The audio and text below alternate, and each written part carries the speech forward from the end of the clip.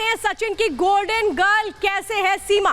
घर बेच करके 12 लाख रुपए उसने लिए, 6 लाख रुपए भारत आने पर उसने खर्च कर दिए।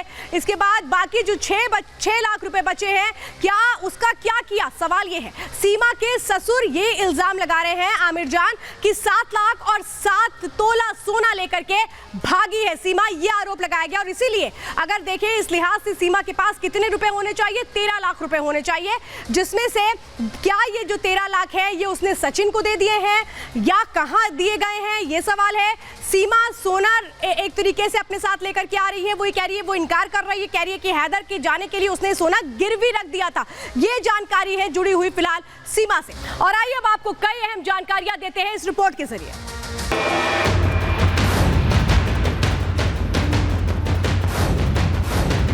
रबुपुरा का ये वो मकान है जिसे हिंदुस्तान की धरती पर कदम रखने के बाद सीमा ने अपना ठिकाना बनाया है। ये वही घर है जिसमें उसने 50 दिन तक न केवल खाना बनाया बल्कि लोगों को अपने भ्रम जाल में फंसाकर रखा।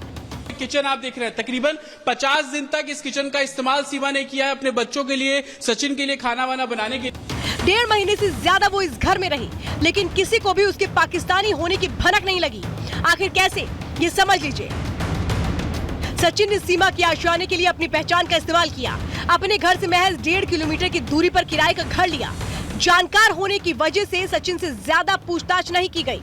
इसका फायदा उठाकर वो सीमा को छिपाने में कामयाब रहा। 30 जून को सीमा इस घर से फरार हुई थी। अब तक लोगों को उसके बारे में कुछ नहीं पता था। उसके पाकिस्तानी होने की जानकारी भी मीडिया के जरिए लगी। वो शायद 1.5 महीने रही थी, 50 दिन रही थी यहाँ पर। पाकिस्तान के बारे में नहीं बताया था उनने, मगर जो सचिन था उनने अपनी आईडी प्रूफ दिए थे यहाँ पर।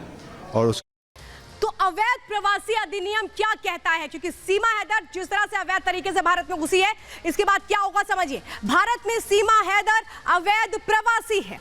अवैध तरीके से भारत में आई है सीमा हैदर।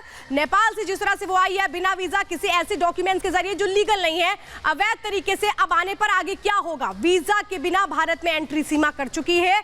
अब आगे समझिए, बिना धर्मांतरण सचिन से शादी संभव है। जो अवैध प्रवासी अधिनियम है वो मैं बता रही हूं, हिंदू धर्म अपनाने पर भी शादी हो सकती है। अगर वो धर्म परिवर्तन करती है, हिंदू धर्म अपनाती है, तो भी उसके लिए रास्ते खुले हैं। सीमा को नहीं मिल सकती है नागरिकता, ये बहुत अहम पॉइंट मैं बता रही हूं, क्योंकि वो अवैध प्रवासी है। कोर्ट की इजाजत के बिना देश नहीं छोड़ सकती है सीमा, कहीं नहीं जा सकती है सीमा। पते में बदलाव की जानकारी अदालत को देनी होगी अगर वो कहीं भी बाहर जाती है, अगर कहीं किसी दूसरी जगह पर रहने के लिए वो जाती है। तो ये है अवैध प्रवासी अधिनियम, जो कहता है कि क्या वो तरीके हो सकते हैं अब जो एक्शन सीमा पर हो सकता है। अगली जानकारी आपको बताते हैं। तो आइए अब आपको बताते हैं क्या है काउंसलर एक्सेस, क्योंकि पाकिस्तान ने काउंसलर एक्सेस मांगा है। यानी पाकिस्तान की बेचैनी और हड़बड़ाहट देखिए। विदेश में कैद व्यक्ति की मदद का तरीका है। काउंसलर एक्सेस के पीछे की वजह क्या है ये जरा मैं बता रही हूं, क्योंकि पाकिस्तान ने फौरन समझ लिया कि मामला बड़ा हो सकता है, इसलिए उसने काउंसलर एक्सेस मांगा है। अपने देश के दूतावास से मिलने का मौका काउंसलर एक्सेस देता है, ये मैं आपको बड़ी जानकारी दे रही हूं। काउंसलर एक्सेस में आगे क्या होता है ये भी आप समझिए। काउंसलर एक्सेस में सीधे वो शख्स बात करता है उस देश से जहां पर उसको लेकर के सवाल जवाब होते हैं। काउंसलर एक्सेस के जरिए आमने सामने बात हो सकती है, जो एक देश के अधिकारी दूसरे देश के अधिकारी की मौजूदगी में ये बातचीत होती है। तो ये होता है काउंसलर एक्सेस।